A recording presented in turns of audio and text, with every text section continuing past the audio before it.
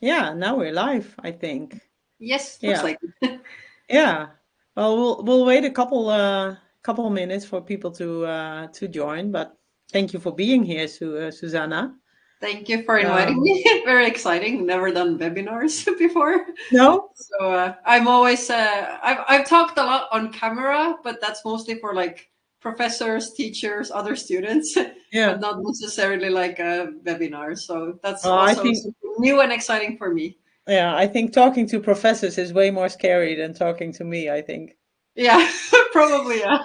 Because normally your grades depended on it. So Yeah, it's exactly. always a bit trickier. No, we are just happy that you're here. So, Yeah, I'm very glad to be here. Thank yeah. you for inviting me. Yeah, no, you're welcome. Because I think it's amazing. We'll just start. People are dropping in, and we'll just start. But I think it's amazing what you've done, because the horse industry is lacking a little bit of scientific, numbers and data and stuff like that. There's so much feeling and emotion and involved in the horses. So, but okay, before we talk about all of that, could you introduce yourself? Who are you? What have you done in the horse business, and how did you end up doing research and writing all those papers? Yeah, sure. So my name is Susanna, who doesn't know yet, and I worked for 5.5, nearly 6 years as a groom professionally. So I did both freelance, but mostly full time. And I worked for different riders from amateurs up to a 5-star. And I dealt only with show jumping riders and stables. So that's where my experience comes from. I worked as a home groom, as a show groom. I had a 1 year stint as a flat rider. And also my final job was being a stable manager for a year. So I've done bits and pieces from every position I think there is. And then also, while I was working with horses, it overlapped with my studies that I was doing in the Netherlands. So I was doing my bachelor in equine sports and business in a university in Velp in the Netherlands. And that's also how I ended up doing all those researches regarding grooms. So for my thesis paper, I needed to come up with a topic that's interesting for me. And yeah, at the time I was grooming. So that was interesting for me. And I knew there was a lot of talk about how there is like an ongoing staffing crisis, or it's harder and harder to find people. And since I was working at the time in the industry as well, I saw it myself as well. Like the stables where I was working at, it was difficult to hire people, and there were not many good candidates around. And that's why I stuck to that topic. And luckily, I met with a very nice professor in my university who helped me do all my research papers on the topic of grooming and the staffing crisis. So our first paper was basically a direct result of my bachelor thesis, or my final paper was the paper about different initiatives and campaigns that were directed at grooms uh, between, let's say, 2022 and 2023. So there were Which campaigns are you talking about then? So there was the International Grooms Association was founded around that time. There was one publicity campaign from the FEI that was called oh my god, now I'm blanking. But there was like be the Oh, it one or doesn't matter. something like that. And there was the FEI Grooms Award that's been around for longer for much longer, for many years. And then also the Herning 2022 campaign. So that was the whole World Championships, when there were like all these banners, a lot of catering for the grooms and all that. So these were the four campaigns that we were focusing on, and ended up researching if they in any way impacted the grooms, and also the way they perceive their future in the sport. Did they have any impact on that as well? And then, because we got so much data out of the survey that we released, we actually had a second paper as well. And that's the one that we just published a few weeks ago, which is more about how grooms see their future in the industry and how to make it more sustainable. So what are like the biggest issues or areas that need to be solved as quick as possible, so we would have more professionals staying in the industry as well as new people joining in. Yeah. So, and can you talk about how does that work doing that research? How do you build it up? How do you prepare it? And how do you decide which people you survey? Like, is it only international grooms or what? How Yeah. did you do that? So basically, we wanted to, because there were a few research papers regarding grooms, but there were always like very small amount of people, like less than 100 in most cases, and they were always very specifically about like UK and the racing industry, or just in the Netherlands, or just like in a specific country. And there weren't actually, like, there was a few papers I found, and that was it. So I really wanted to do some sort of like general, to understand the general bigger picture, because it seemed to me always that people, no matter where they were from or what discipline they were working in, they were always talking about the same issues. So I decided to include everybody. And so everyone who were professional grooms either had worked as a professional groom, so they could also be now doing something different, Oh, yeah. but at least that they had a previous employment as professional grooms or current employment as professional grooms. People older, 18 or older, that was also because we needed to get like an ethical approval for our study. So people under 18, it's always a bit of a risky Oh, yeah. area, let's Yeah, say. yeah. And you have to be a bit more cautious. But with 18, we had an easier way also to get the ethical approval. And then, we just started to think what we want to study. And then we came to those two topics, which were the impact of the campaigns, because you could really relate them or discuss them in the context of this behavior change theory that's like, again, scientifically proven. And my professor was very familiar with this. So she was like, this is a great, like a baseline that we can use to build those studies upon. And the second one was, basically what everybody wanted to know, like, why are people leaving and why are they not staying? So it went from there. I really wanted to keep it worldwide, because for the first, just to see like in which areas of the world people, like where the most of the grooms are.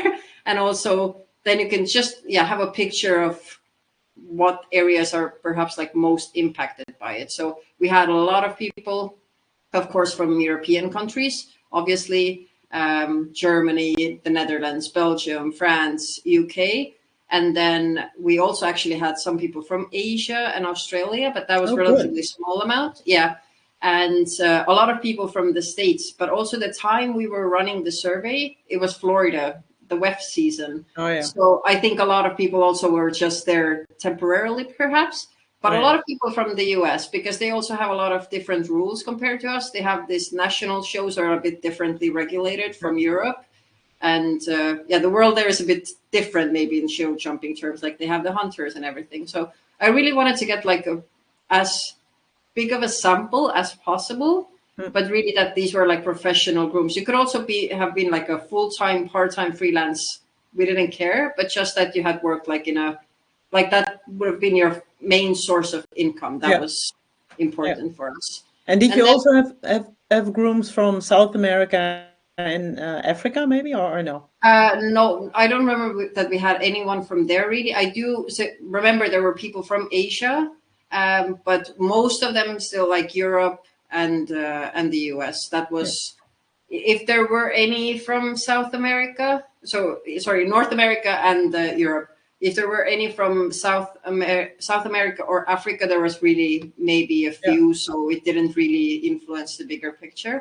But and then we put the survey together. We really tried to figure out which questions to ask, because we also had to relate, especially the first study about the campaigns, to this scientific behavior model. So a lot of questions were related to that in the first part of the study, after we established like how old the groom, or in which age category the groom is, and which discipline do they work in, and all that. So the first block was mostly about the campaigns, and then the second part was about how the industry could change for the better, and improve its conditions, or either conditions or respect recognition, whatever they seemed fit to put there. And that was more like an open question, and I was very happy to see that a lot of grooms really took their time to write down very lengthy answers. Like people. Oh, we'll go there in a minute. We'll go there in a minute. Yeah. I first want to know, so how many grooms did you survey, and how did you survey them? How did you get to them? So it was you surveyed many, nearly 1,400. Yeah, that's so amazing. A lot.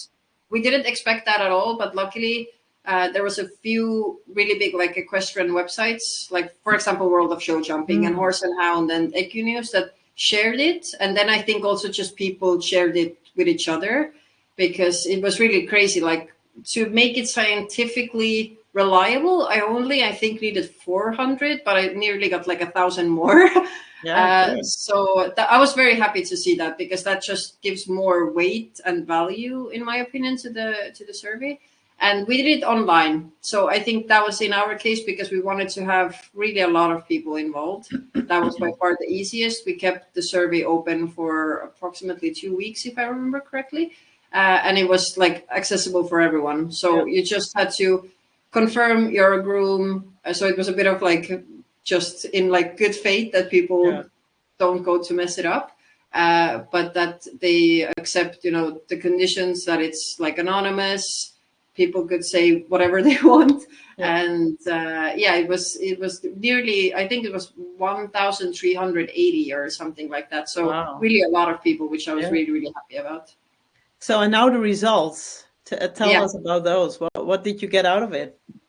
So there were 2 studies. I very briefly will talk about the first one, because I think our latest one maybe is even more interesting to all the grooms. But the first one was about, the impact of the campaigns.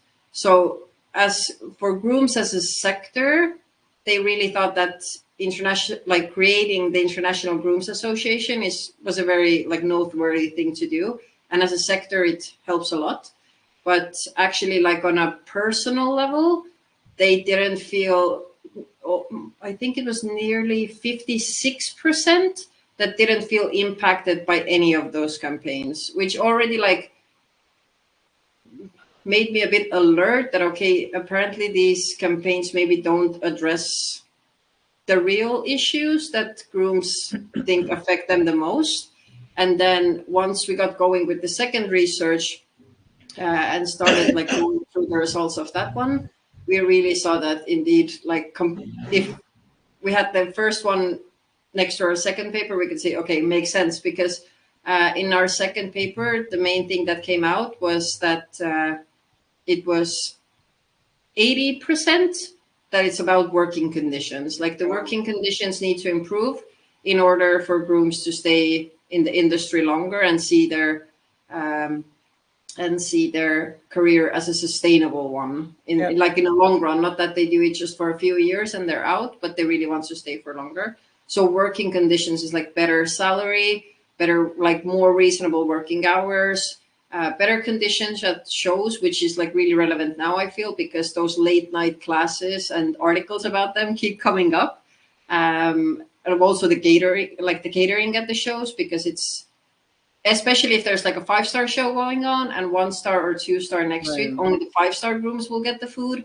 So that thing was pointed out. Workload in general, accommodation, contracts, all those things that are like very closely tied to your working conditions or work experience. Then the second most important part, but like percentage wise, if we're already looking at it, like 80% is a lot. So that was really, that mattered most to the grooms. And then the second was, of course, recognition and respect, so that the grooms' voices will be heard. Like if they have any suggestions what to do, or just listen to them and hear them out, because they are one of the most important people in the sport, let's be honest. And also just like a general recognition, which I feel like a lot of shows and there are a lot of initiatives that very much focus on that. That Yeah. now there's like grooms are mentioned in the starting list or in the result list, or when on the TV live coverage, you more and more often see that there's like a groom mentioned when the rider starts or something like that. So there is more and more recognition in the sport, but I think it's also about like having the voices heard. Yeah. It's not just putting the name on TV, but also if grooms have serious suggestions, that somebody listens to them, and that's very important for them. And of course, there were people who pointed out there should be better, like a personal development Oh yeah. improvements. So if the person wants to move from grooming to another industry, that there are actually like qualifications that we can take from grooming to another industry. Because I also have a personal experience with that. When I switched from grooming to like a normal office job, people really like, they see the word groom and I think they like immediately throw your resume out or something, because I know from my personal experience that grooms are super smart and they're Yeah. very they have a lot of practical life skills that are not easy to teach, and they're like super Yeah. organized, very like on top of things, detail oriented, you name it, grooms got it. But they somehow don't like translate to another industries, Yeah. like on paper if you're looking for a job. So a lot of people wanted to see that more, and also like better education within the grooming industry. So I think it's also about like when new grooms come in, can we educate them a bit better? Or the existing grooms, can we give them some sort of knowledge that they don't have yet? And also educating, of course, the employers on better practices, on like employment practices, especially like correct contracts, all the legal stuff that they actually should know about, and law, like the regulated working hours that are determined by the law, or holidays and stuff like that. And last but not least, there's always a very, that was like 0.2% or Oh something, yeah. that you're saying that nothing will ever change, which I also understand where they are coming from. Because if you're in that industry for a long time, maybe you do feel that nothing's going to change no Yeah. matter how much people are talking about the issues. But luckily, like I said before, people were very open about what they think about the industry and its situation. And I got very lengthy answers. It took me forever to work through them, because people really had a lot to say. But in a way, that also made my life easier, because they were giving me real life examples, what should Yeah. change and what Yeah. keeps them from staying in the industry for a long time. Or if they were previously working as a professional groom, why they essentially left. Yeah. Wow. And do you? I just had a really smart question, but I forgot it already. But luckily, I have 20 other ones. Did you um, hear about any organizations or whatever that reached out to you after you released your research paper? Um, And do you think something is changing, is happening? if I'm honest, like organizations as such, no. Like like the HorseGrooms team was probably the first one, and there were a few like media outlets that wanted to somehow summarize or get also my comments on this and everything. But organizations, not necessarily. But the thing Yeah. is also, if we look at the bigger picture and we see that the main issue are working conditions, that puts the employers in the hot seat, in my Yeah. opinion. Yeah. And there you cannot just, no employer has contacted me like, oh, how can I fix, Yeah. the situation for my grooms? So it's because the employers don't have some sort of like governing body in grooming industry. Then yeah, I cannot say that anybody really reached out to me, unfortunately. I Yeah. think the stuff that came out regarding like improving the conditions at the shows, it's already being talked about a lot, and I believe that FEI is familiar with this topic. Why they are not actively trying to fix this is a different story. But I think in this, like in terms of this recent research, the main thing is that a lot of responsibility falls on the employers. Yeah. And I have to say nobody has come to me. It's more like grooms that, oh, thank you that you made this Yeah. research. Like now we have this. scientifically backed up research that really represents our voice, but not that not that employers are coming to me and saying like, No, oh but my God, so how do we fix this now? but it's a start, huh? This is Yeah. this is a good start, and at least we have data now, so that's good. And I think there's a task also for us to do something with it, and maybe to educate employers or whatever. And in Great Britain, they are doing that also. They have an employers association, and equine employee. I don't know the I think correct that, name. yeah, they have something for it in the Yeah, UK. Yeah, I believe that. and Yeah. and they have the British Grooms Association, and the IGA is trying to improve conditions at shows.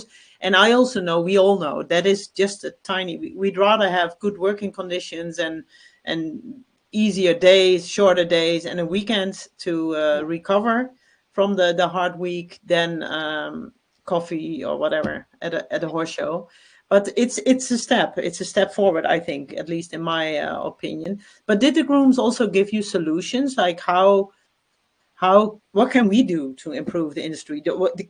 Can we do something for the employees, with the employers? Can we talk to them? But did they have suggestions? Yeah, like I think I already mentioned that briefly, that there was the topic that they brought up was like educating employers. Yeah, Okay, I don't think that necessarily should fall on the grooms. I think that should become like a mandatory thing when you start your own business. yeah, But even then, like I think grooms can maybe like highlight that to their employers, yeah, that what are the actual like employment laws, or we are entitled to, for example, overtime pay, or we are entitled to holidays, and it's your job to find those 4 weeks or whenever that we yeah, are allowed to be off and that we can be off. So, and I think some people also pointed out that within the grooming community, I've just, that's like basically what I've heard, because I personally never had a bad experience regarding that, but that grooms also need to like stick together, yeah, and instead of like maybe always highlighting everything that is bad, okay, let's now like group together and do something about that, or yeah, voice our concerns more clearly. But I also, on the other hand, I understand that they feel like it's not going to lead anywhere, because like like I said, grooms want their voices to be heard, and they're still asking for it even after like years of yeah, yeah, talking yeah, about it. yeah. That's So true. it's a bit of like a, I don't want to say dead end situation, but it's like a circle that's very Yeah, hard to break out from.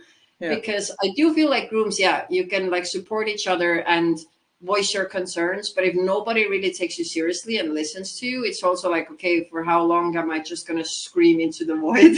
yeah, It's just becomes like, in your mind, you probably at some point want to give up because it's just draining. yeah. So I think it's more, yeah, educating employers, and that's like holding them accountable in a way. Of course, it also requires a lot of bravery from people to just put their like foot down and be like, no, I don't agree to this Yeah. condition. You know, if the whole industry has functioned on like 6 7 day work week and 10 plus hours every day, you know, you're Yeah. really, it's hard to break that Yeah. tradition. And unfortunately, horse world is very much sticking to the transition, or sorry, the traditions. Yeah. So it is a difficult situation, and that's why I always say it's not that it's like black and white. Like like suddenly we can fix everything No. by clicking our heels or whatever, you know. Eh, But it takes longer, and it takes all parties that are involved. You know, the employers, the grooms, for show stuff, for sure, the organizers and the federations. yeah. But it's just, like I said, I understand that there comes a point where you feel like you're just talking to a wall, Yeah. essentially. And did you also have a lot of home grooms? Because we talk a lot about showgrooms and Mhm. FEI grooms and whatever, but there's so many more. Then Yeah, there's a way bigger group than FEI grooms. So did you yeah. have a lot of No, responses from them also? yeah, I have to say there was a lot of like, I think nearly half of the grooms were like show plus home, Oh and yeah. then the other part was like split between only shows and only home. Okay. So Yeah. I think there was like both groups were well represented. Of course, like show grooms will always point out shows, while as home Yeah. grooms will like stick to the like daily working Yeah. conditions Yeah. story. But yeah, there were like both groups were involved, so I believe we got input from everyone essentially. Hey, and if you could pick out, if you could improve one thing, and or if the grooms could improve one thing at home in the working conditions, what would it be based on your on the results of your survey? Would it be money? Would it be Survey shorter based on the days? survey, it would be basically the salary and the benefits that go together with it. So Okay. these are, if like, okay, they in the survey there are two different things, but percentage wise, like salary is anyway the highest, and then you just might as well put benefits, which is like just holidays, overtime pay, include that. So money is a big issue, or the key issue for a lot of people. Okay. Yeah. And yeah, they were pointing it out that the salary really needs to, it needs to reflect the amount of responsibility Yeah. you have, the amount of experience you need to have to do this job properly, and the amount of work you just put in there every day. Yeah. You go there for hours and hours on end. You travel long distances. Even if you're at home, the job seemingly never ends. Yeah. So salary was the main thing, and the next thing was like the working hours slash workload, Yeah. which, in my personal opinion, like there comes a point, and that's only my personal opinion, that there comes a point where you could give me double the money, but if the hours and the craziness stays the same, I'm still going to be burnt out at the end of the. Yeah. Yeah. Yeah. So I think it depends on just like, maybe you have somewhat reasonable workload and hours, but you're not getting paid enough. So then I completely understand where the money question Yeah. comes from. Yeah. And And of course, like overtime and everything needs to be paid for. And in equestrian industry, it's very normal that it's not paid yeah. for. Unless, like, it doesn't. If you're a nurse or somebody else that has a very draining job, your overtime is always paid, Yeah. But in the horse industry, you have your fixed salary, and it just go based on that. Yeah.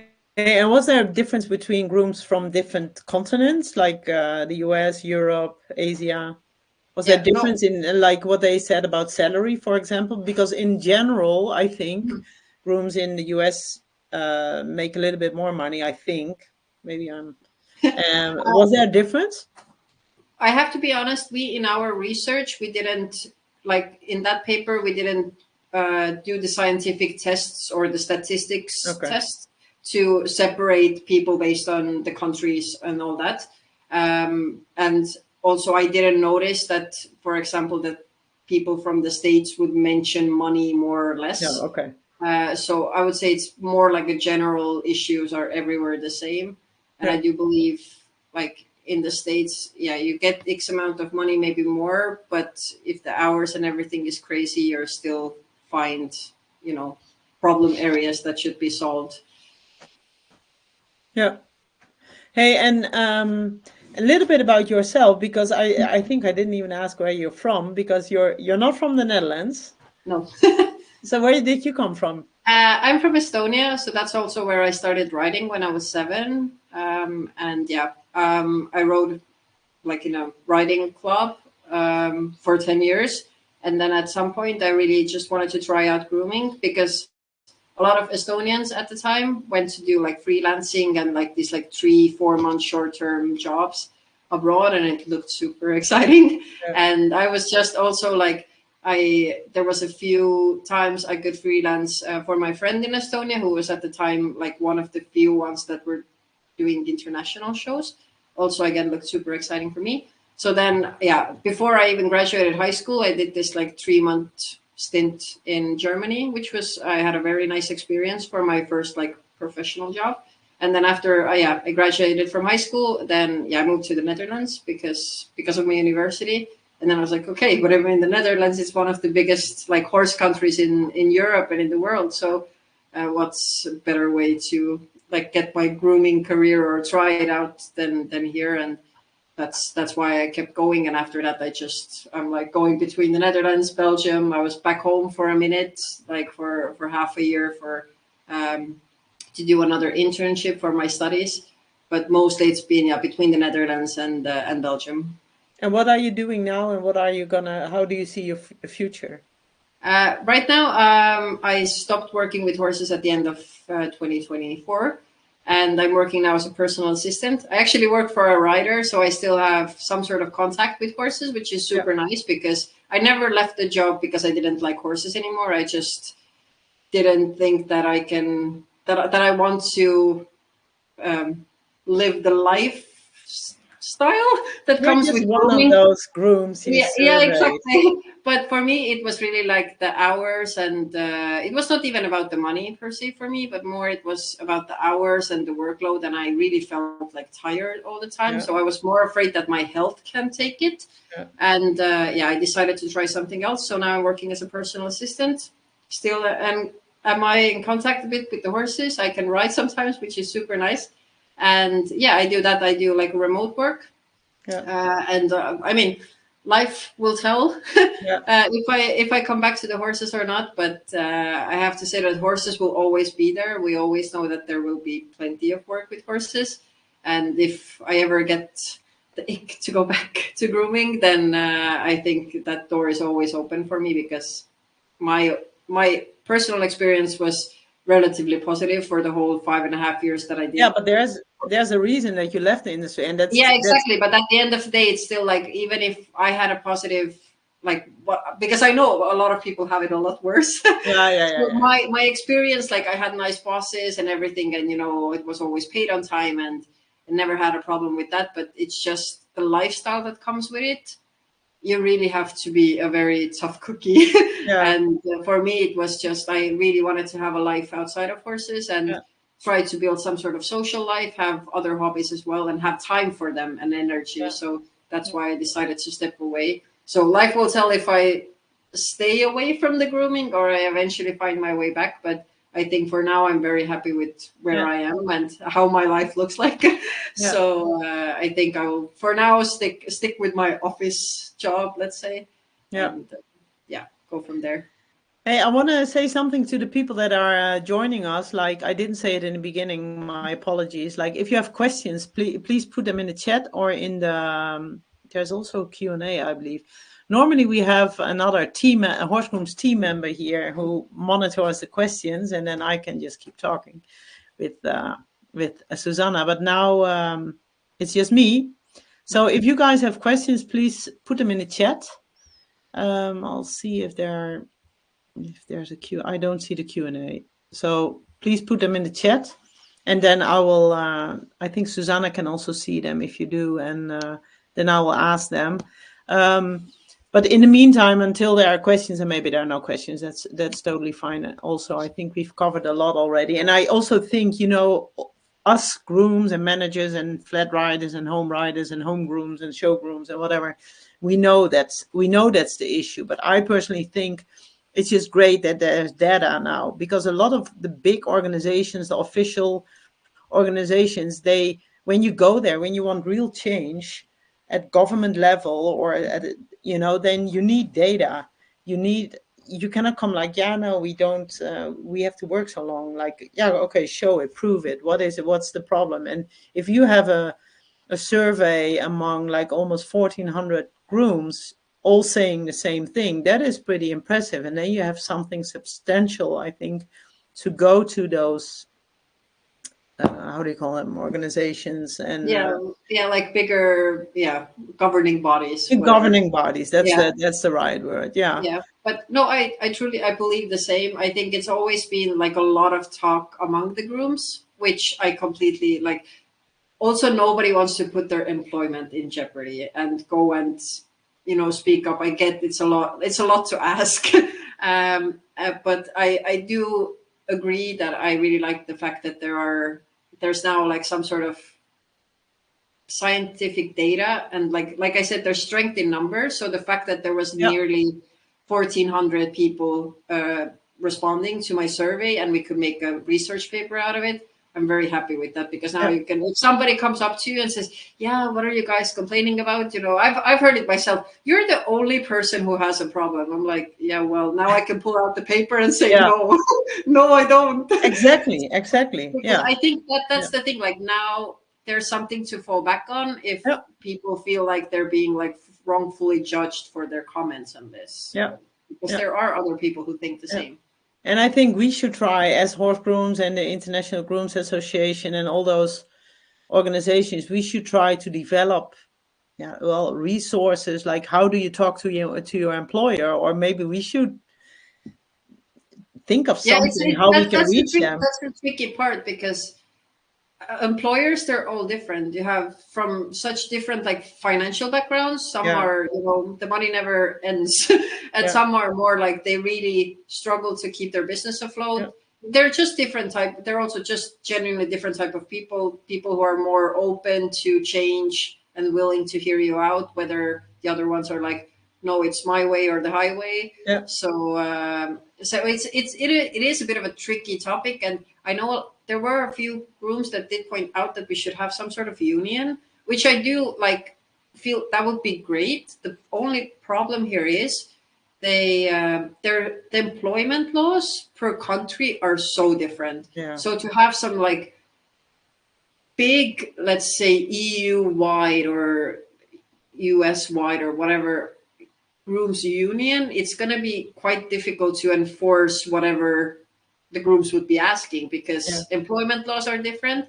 It works like, for example, it works for the actors in Hollywood. There's like I don't know, 100,000 of them in that one union. But in Europe, I don't know how many would be in the Netherlands. Maybe I don't know how many grooms might work there. A few thousand, wild guess. Same in Belgium. It's really there. The numbers are not as big anymore, so it gets a bit like, how well could the union enforce someone to do anything? And it also just requires a lot of bravery from people themselves yeah, to actually be like, okay, there's a lot of like national strikes happening in Belgium and in France and everywhere right now. It needs a lot of bravery to just walk out of your job and be like, I'm not Phew. coming back, because we are working, or not me anymore, but grooms are working with horses. So it's live animals. You don't want to put them Yeah, in a bad spot. yeah, yeah, So there's a different type of like emotional weight involved in all of this. So I'm not sure if striking in that case would work well or be effective enough, but somehow to get to really be clear with the employers that what is currently happening is not okay. In the bigger picture, I know there are a few employees around that are great. Nobody ever complains. Everybody has good hours, and it's fantastic. But there are a lot that overwork their yeah, stuff. So yeah, I think it takes just a lot of bravery as well, just to put your foot down and say, I don't agree to yeah, this. And then there's still a bit the risk that you get the reputation, which I don't think is warranted in this case. But you do get the reputation probably that you're like difficult to work with, or like difficult to negotiate with. So there's a lot to like lose in a way. But that's the thing. If one person does it, then it doesn't have the same weight as if like now, I don't know, 200 grooms wake up tomorrow and say, no, I don't agree with the salary and something like that. And yeah. But that, present a united front. So it yeah, is a bit of a tricky topic, let's yeah, say. that doesn't work. I think from our point of view perspective, I think we should share good employment Yeah. examples, like in interviews or whatever. And then if I hope that the employers are gonna make the connection, like, hey, that employer keeps his staff a long time. How is that possible? Because mine, they leave after half a year. Why is that? Yeah. Why is that happening? And then, yeah, I'm going to look into if we can do more for that. And maybe at some point we should introduce a certification system for grooms, like, with people that only muck out, for example, stable workers, and up to the top grooms, whether not like a show, it doesn't have to be a show groom, you can be a top home Yeah. groom or manager or whatever, but like if you have some kind of certification system, and then payment has to be To a certain extent. Yeah. yeah, to a certain extent, for the level of groom or manager you get, and then grooms get proud, and then the employers, if they want a top groom, they know they have to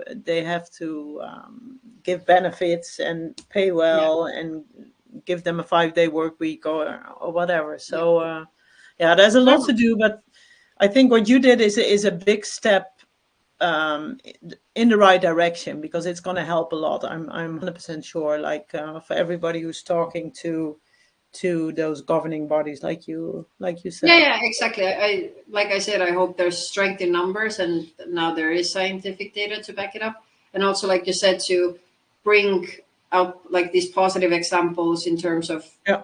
who are like the good employers, and really showcase what they do to keep their employees around.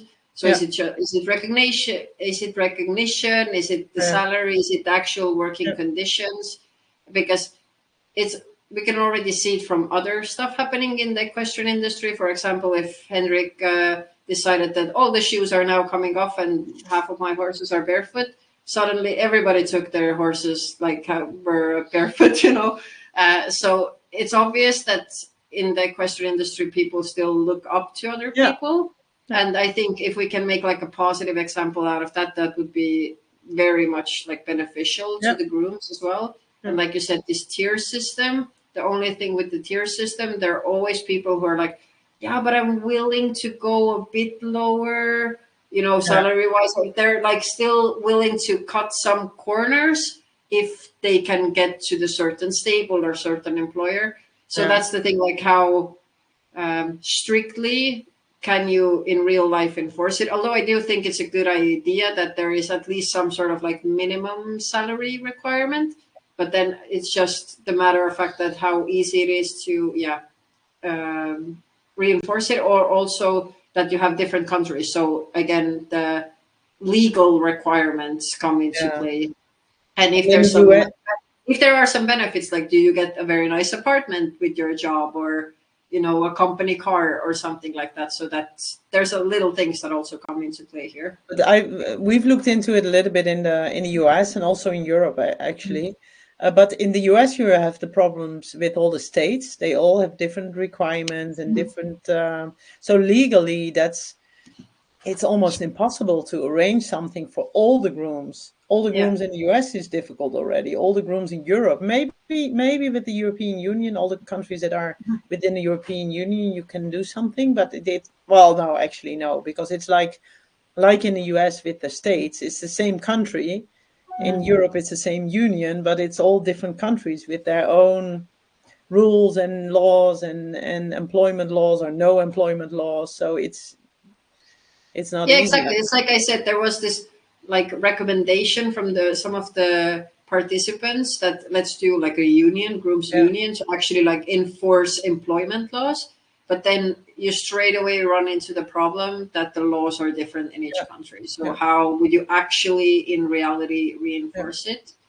So that's a bit of an issue here. But it's nice to see, like, hear that grooms want to come together and work about this issue together. It's just a matter of like, if grooms do that, it should be done from the start as well as you possibly can do it. So it comes off straight away as like a really that, oh, we need to listen to the grooms and their, you know, opinion matters. And if we want to keep them around, we have to respect what they ask from us.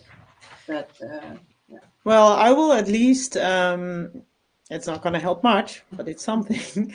I will put something up in the community, just asking the people that are here now and maybe the people that watch the replay, if you guys have good ideas about what we can do or what you can do or what other people can do or what we can put out there, just tell us and we'll try to do that. I'm not sure if I'm going to start a union, but like there are so many other things we can probably do. So, and more people know more than just one. So please let me know if you guys have good ideas. But I think this was very informative already. And I think it's great that you did that, Susanna. So thank you very much for caring about the Thank you for everyone who participated. I always say that I cannot do without participants. I cannot just come up with the paper out of thin air. So I'm very, very happy that actually so many people were involved and really, like I said, gave me like long answers, which just highlighted to me that these are important issues and we really like people are passionate about it and they don't want to leave the industry, but it's just kind of like pushing them out of the conditions are pushing them out of the door. Yeah. So I think it's something like we can all fix together. We just need to find like the best and most realistic way to do it, so Yeah. that all parties are like satisfied to some extent. Yeah. Well, thank you so much. Thank you. And I hope you're going to do another one. And Well, uh, if anybody, I really hope nobody gives me a reason to do another like negative one. no, yeah, But hopefully, I really do hope so that maybe in like a few years there can be a follow up and see like what has actually changed as a result of maybe this yeah, study, or just grooms starting to speak up more. So yeah, that would be nice to, yeah, to see if there were any changes. Which I know that change takes time. So I'm also personally, I'm not expecting that tomorrow everybody's getting like a 20% pay increase yeah, totally and not. 5 days a Yeah, working week. But I feel like we are slowly getting there, hopefully, like moving at least in that direction. And now with this survey and just people speaking up more and more, I truly hope that at one point we're gonna reach like the near ideal situation that also grooms can have like reasonable working hours, yeah, conditions, good salary, and they can have a life outside of their jobs, because yeah, we all love horses, but yeah, there's also just life happening next to it as well. yeah. Hey, I have one more question. If people want Yes. to ask you something, can they reach you in the community? May they send you a message? Yes, of course. Send me all the messages. Yeah, I believe my Instagram is around somewhere, also maybe tagged on HorseGrooms posts, and yeah, my Facebook or HorseGrooms community, whatever anybody sees fit. I believe even my phone number and my email is on the research paper. So if there's any oh, questions or suggestions, or just want to discuss the topic, I'm always happy to do that. And yeah, I've already had like somebody texted me this morning saying that they actually quitted grooming 10 years ago, but they are super happy to read that their such paper came out yeah, and highlights those issues. So yeah, I'm always happy to have any feedback, even if it's constructive criticism. yeah. I'm always happy to have that. Yeah, and you and I also said when we spoke before this live webinar, we spoke a little bit, and we also said like if people that are on the call now, but you guys, the people that are on the call, they are not visible now, but we can organize another one that everybody is visible and that everybody can participate. So I didn't want to do that now because I wanted to let you do the talking and just explain Yeah. about your research and everything. But if you guys would like to have a discussion with the group that's here, or maybe with a couple more people, and just be all visible and just talk as grooms or former grooms to each other about possible solutions, I would be happy to organize that. So just let us know in the chat, or I will put a post up in a little bit, and then if you guys have ideas, put them in the comments over there, and then we'll see what we can do. But thank Yeah. you very much, Susanna, and we'll Thank you probably so see you much. again. I have a feeling. Yeah. Okay. Bye Okay, bye. bye Thank you guys. guys. Thanks. Bye bye.